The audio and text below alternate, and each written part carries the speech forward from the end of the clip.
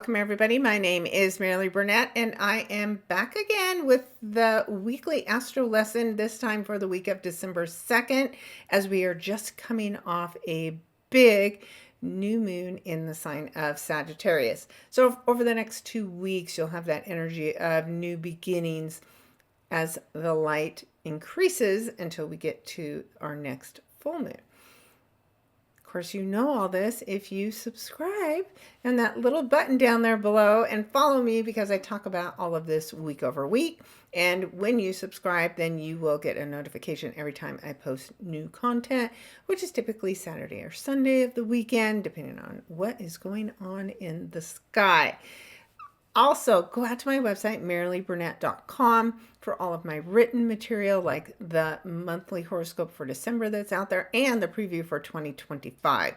And speaking of 2025, I have a discounted 2-hour session that we will go deep into all of the details. Plus, you get a free worksheet and a free mini astrology workbook, all during this 2-hour session, and it can be recorded. So definitely check that out, along with the Black Friday / Cyber Monday specials.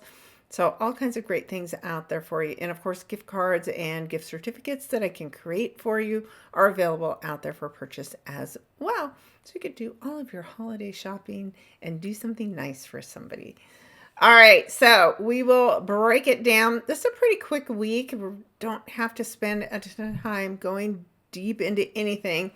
It's just all very intense and brief and short, and then culminates in kind of a big explosion by the end of the week. So you're going to have to pack some patience this week because of the frustration level that we're going to feel. So knowing that going in, don't take anything too personally. Remember to breathe and remember to watch me daily as I pull a tarot card, and then I talk about a little bit of an astro lesson every day as well to help you not feel too crazy. All right. So with that, of course, we've got the Astro Gold software. We're starting with Monday, December 2nd, of course. And on this day, we are mostly going to talk about the fact that we have Venus in Capricorn in this trine conversation to Uranus in her home sign of Taurus. So there's can be a big financial opportunity that comes as a big surprise for you. This could be a love relationship or a love issue that's a big surprise. It could be something about beauty that's a big surprise. It's positive, right? It's a trine.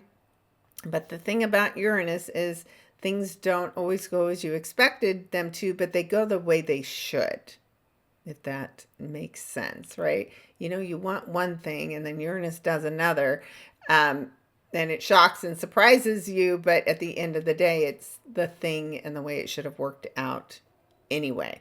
So that's how we kick off the week, with that surprising energy. Then we have a little bit of fun conversation with Mercury in Sagittarius in retrograde, having just a fun time slowing us down, and talking with Chiron in Aries, which there's some kind of information, something related to the past that has everything to do with Sagittarius, knowledge, foreign people, foreign places, and something about maybe an individual goal for ourselves that we're working on or working through. We're getting some kind of help. Some kind of information is shared with us that helps us potentially heal or recover from an old wound that we've been carrying around for far too long.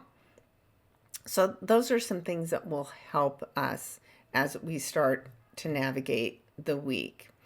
Then as we get to Tuesday, we're just not going to spend much time here because, as I mentioned, I typically just try to focus in on the bold energy. But no, any of the things that I talk about, they could happen a few days before or a few days after, right? It just really depends on your chart and what kind of impacts are happening for you.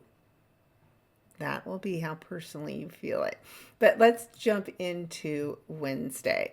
On Wednesday, we start to have I would say, kind of the kickoff of our intense, difficult conversations. Because now we have Mercury still retrograde, of course, and it's having a difficult conversation with Jupiter. Now, this is a receptive energy because of the fact that Jupiter rules Sagittarius and Mercury is in Sagittarius, and Mercury rules Gemini, and of course Jupiter's in Gemini. So there's something that each of these planets is seeing, and there's something that they're trying to share with one another, but these two people are not really listening. Of course, Jupiter is much bigger and stronger and more influential than Mercury, but Mercury is a little wily character. So it's like the teacher, Jupiter, is trying to get the student, Mercury, to pay attention, and Mercury's not, right? And so conflict ensues. There is a battle of words, of information of some kind that, because of the fact that it's Jupiter, can become a really big issue, even though it doesn't necessarily have to be. So again, if this is you and you're feeling this tension, and this could make conversations be bigger than they need to be, or arguments need bigger than they should be, right? Try not to get sucked into the drama. If you feel yourself getting sucked into it, notice it and just step back and say, I need a couple days to think about this. Maybe next week, actually, when things calm down, because this one's going to go for the rest of the week. This is the kickoff of this conversation, and it's going to escalate. So just be warned. The other difficult conversation, because we shouldn't just have one, right? What's the fun in that? Is we've got the sun also in Sagittarius, getting very close to Mercury, but now it's having a difficult conversation with Saturn. And these are not good conversations. When Saturn calls you to the carpet and tells you you better change something, you better change something. But of course, the sun's the ego self, and the sun's ego is really big in the sign of Sagittarius. And Saturn doesn't care. Saturn's like, nope, you need to toe the line. I'm setting a boundary, and you need to do what I'm telling you to do. And you do, literally. So wherever you feel this conflict, whatever this house is, these two houses that are in conflict in your chart, expect that's where you'll see the conflict actually showing up. So here, right, the sun in the 12th house. Let's say this is a large organization of some kind. Let's call it a university, because we're talking about Sagittarius energy.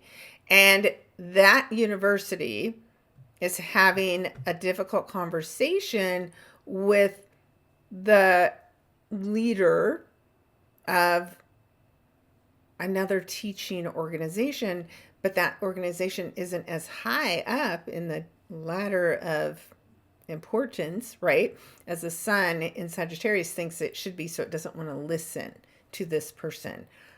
But this person, even though they don't work at the big fancy university, still has a big amount of influence and can hold this person accountable. So that's just one way, right? So maybe it's the education board and then this university, and there's this big conflict and there's trouble.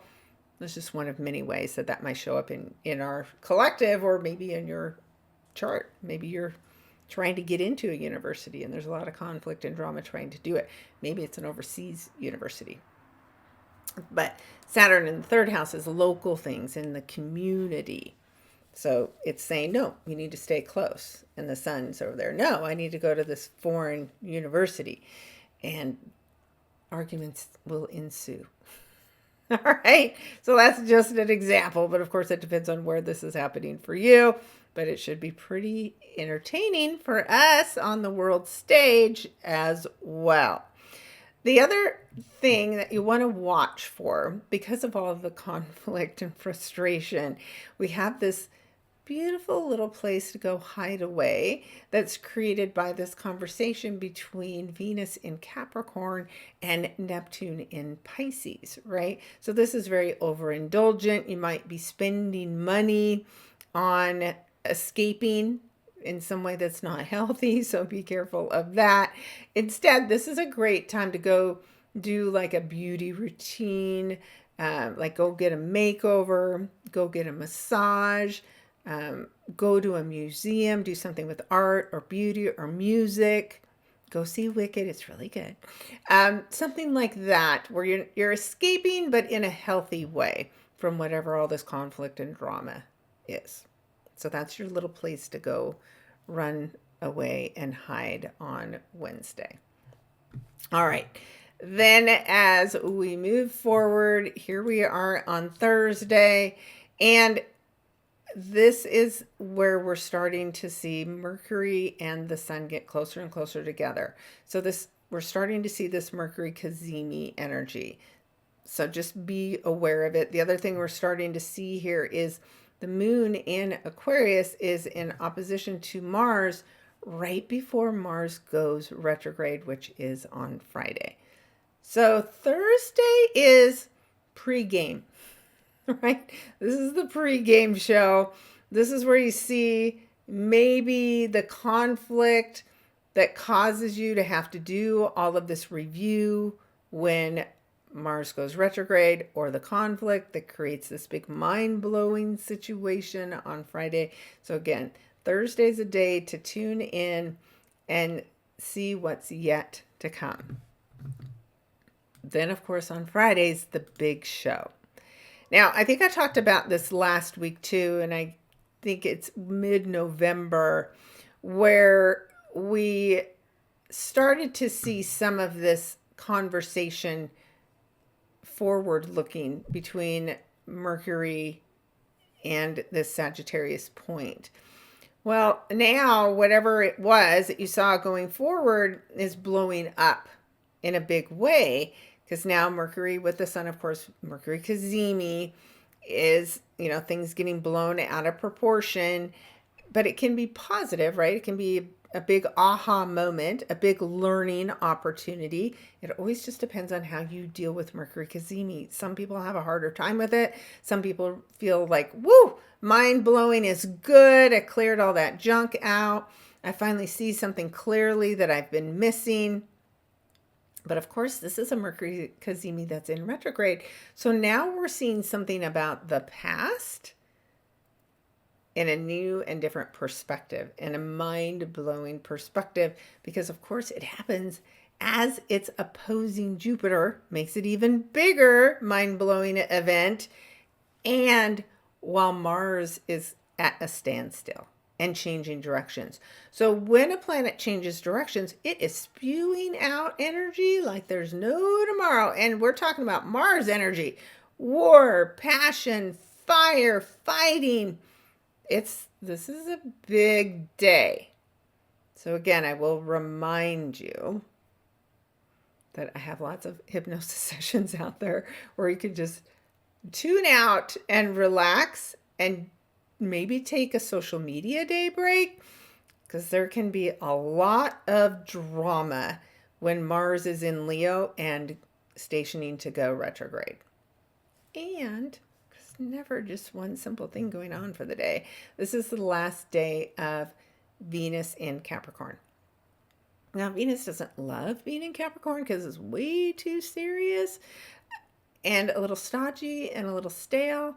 So that's okay that it's moving on, but anytime we have a planet that again hits 29 degrees, there can be an intensity, there can be a test, right? So the last 3 weeks, were you responsible while you had Venus in the sign of Capricorn?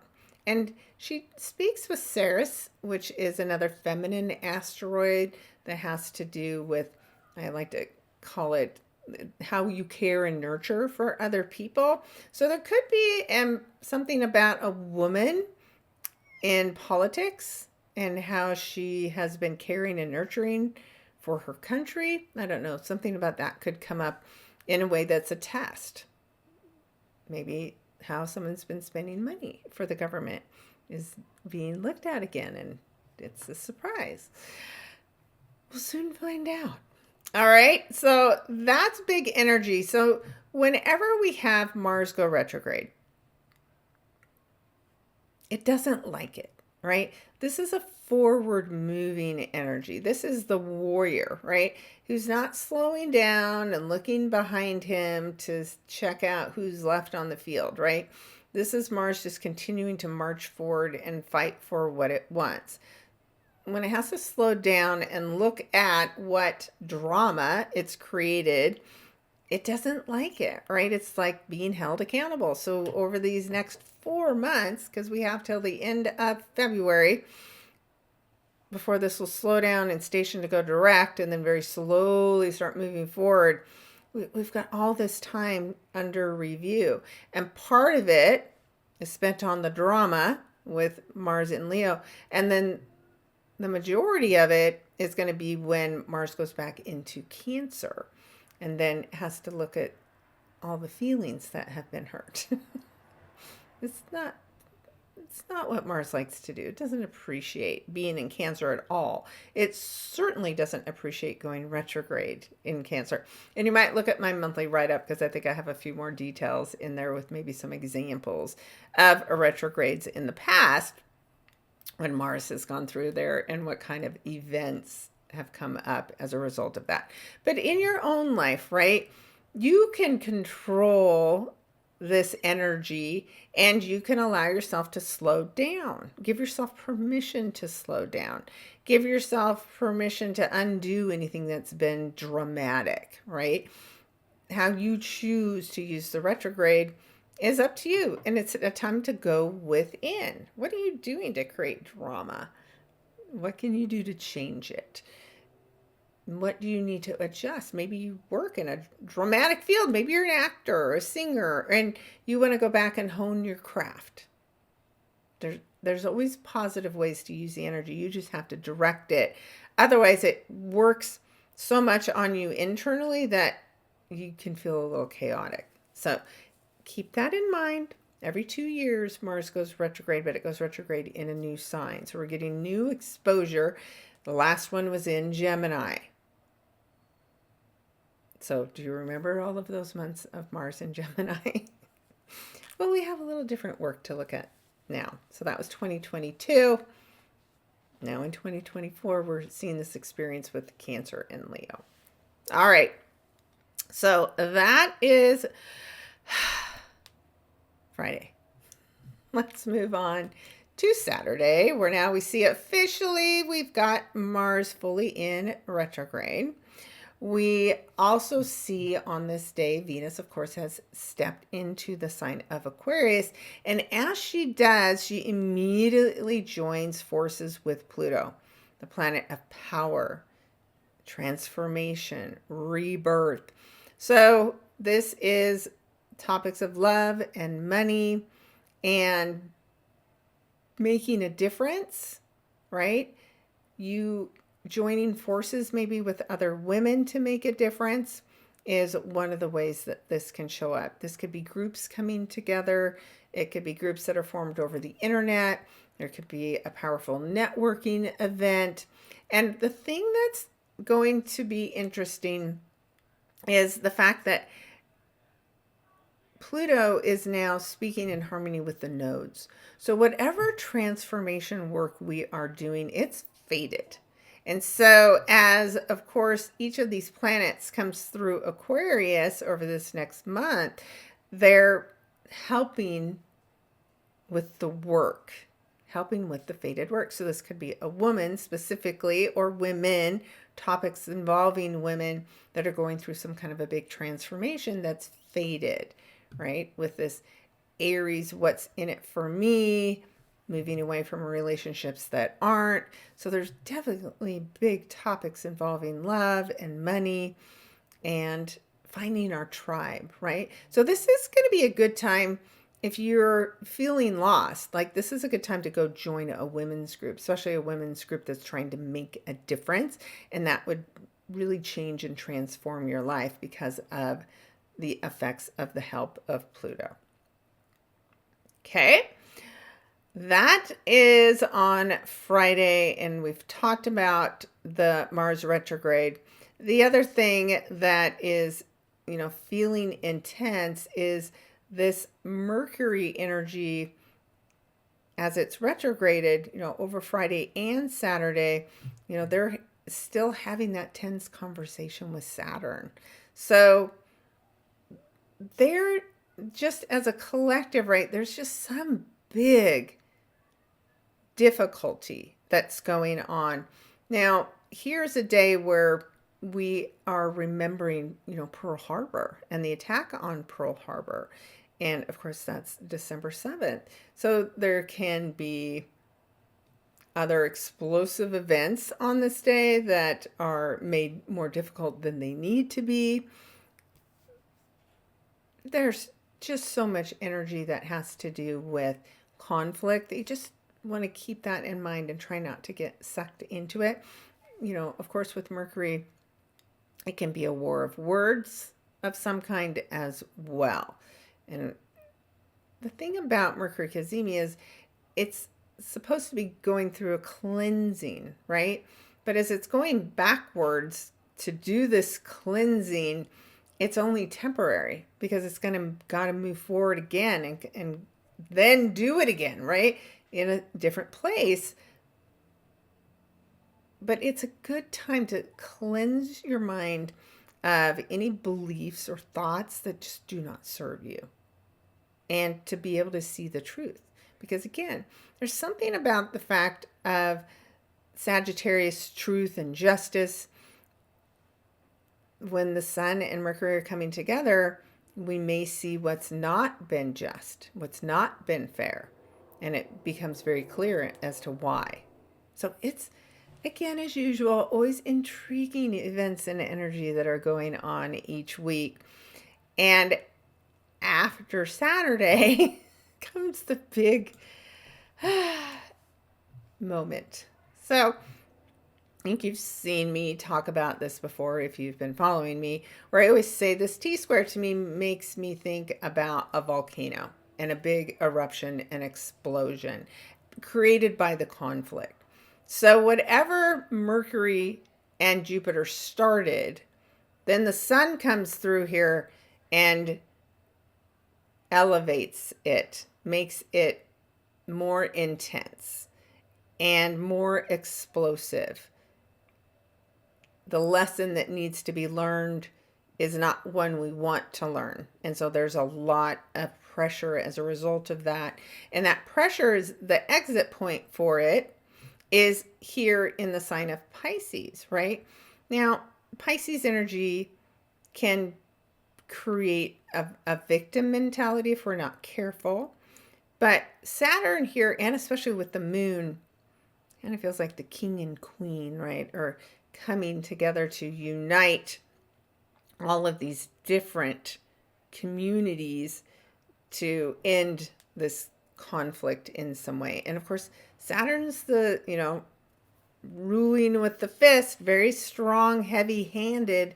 And the moon, though, is that emotional control that is needed when it's sitting next to Saturn.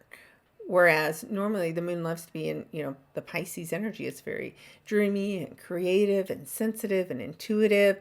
But sitting next to Saturn, it reins all of that back in and keeps it all under control. So there's something about the conflict that this Saturn player is trying to bring to a conclusion, but it may be like a big dramatic conclusion. So look to Sunday for some really intense energy that could be explosive in the water. All right. That is a real intense, crunchy kind of week, but I know we can navigate it, and I know we're not going to get sucked into other people's drama. After this, we will see a little softening of the energy, but of course we'll have a few days before that can actually happen. But we do have some moments where Venus is talking to the nodes, as I mentioned. So that brings a little bit of softness. We also see a lot of healing when the sun's speaking to Chiron in Aries. We'll have the lovers of the zodiac having an argument with each other as well. So lots more to talk about next week. So of course, make sure you bookmark this, subscribe, so that you are here to hear about all of this fun and exciting events as we get ready to head into a full moon in Gemini that is speaking pretty close to Jupiter. So a big ending is underway for the middle of December. All right, that's all the stuff I have for this week. We'll see if our minds are blown, and we'll talk about it when we come back next week on what it was, what the big aha moments are. And if you hear about something in the meantime, comment down below. I love responding to you guys, answering your questions. So be sure to leave those, and be sure and share my content with somebody that you think needs to know that we're in for a little bit of a rough week ahead. All right.